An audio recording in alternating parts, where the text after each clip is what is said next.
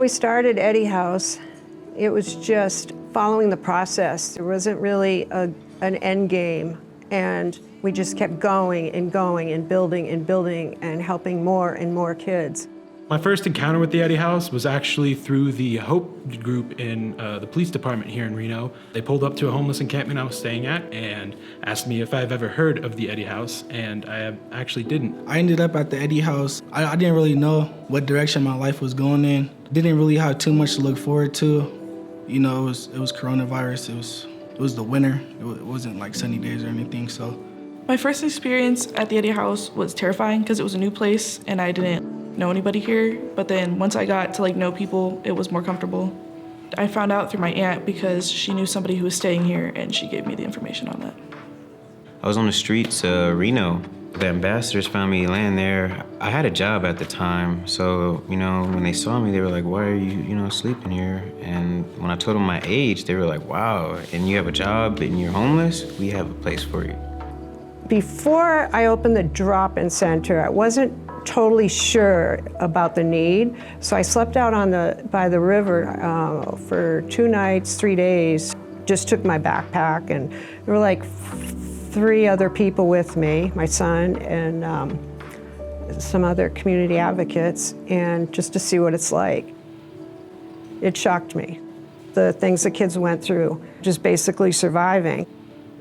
That made me more determined to get this drop-in center open where they could come in and at least get basic needs met, take a shower, get some food, and then provide the services to hopefully get them jobs and get them back to school, their GEDs. One of our goals here at Eddy House is to help our clients be successful living in the mainstream community. We want to help empower them to make decisions on their own, understand transportation opportunities, grow in their life skills, learn budgeting skills, learn permanence and recreation that's appropriate in the community, all about growing this holistic plan for their life as they approach independent living. I'm not gonna lie, my first time I heard about Eddy House, I was like, that's a scam. It sounds horrible. It sounds like something where they throw you in a cage and tell you what to do. I expected kind of to jump right into it. When I had got here, they explained to me that I had to do a drop-in service. It was a new place and I didn't know anybody here, and I don't know, being homeless and then coming to someplace you don't know, you think it's gonna be some type of way. At this age, it's a vulnerable age, and if you don't change these kids at this time, they will be in for a lifetime of homelessness. By working with transitional age youth, age 18 to 24, we want to be able to serve more clients with more services and really help end youth homelessness in Northern Nevada. It took about 8 days of doing the drop-in services for me to get into the community living program. They gave me my own bed, my own bed in my own section, so I didn't have to leave during the day. You get to meet people, but you also have these different zones of just focus you can put yourself into, especially with, I don't know, something about being homeless has a negative connotation to it. So, it'll naturally make anybody want to feel depressed.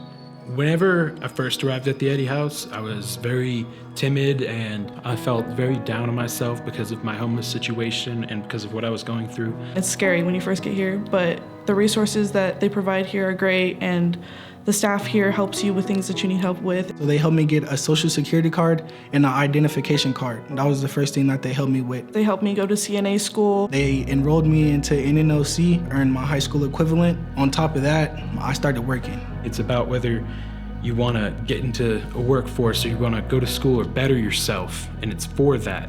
Overall, being positive no matter what. If it's something I have to do, if some little bump in the road comes in the way, I'll find a way. I can do that now. I can see this going to a national model because it works. Having all the supportive services under one roof and giving kids that sense of empowerment. To all of the youth living in Northern Nevada, throughout the Reno and Sparks area and surrounding communities, we have a place for you, a place to come and be safe. We have a shelter for you to sleep. We have services available to you. And we want to help you be successful as you transition into adulthood. Eddy House, in a way, has helped me build myself up mentally and helped me put myself back out there into the workforce and into school and into other programs that have helped me tremendously since I've been here. I didn't really see anything for my future going on. And like I said, I wanted to see a change. My case manager and all of the staff was there for me, and they were emotional support, and they helped me through everything. If you want to find a place that has hope still, this is a great place.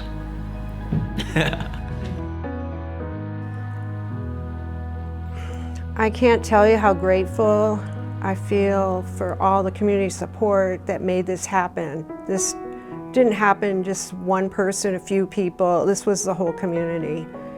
I've always thought how we treat our most vulnerable is a reflection on our community. And to see everyone pull together and step up and help these kids, because they are our kids. They belong to our community. They're part of our family in Reno. And to support them, it's huge. And it's pretty amazing.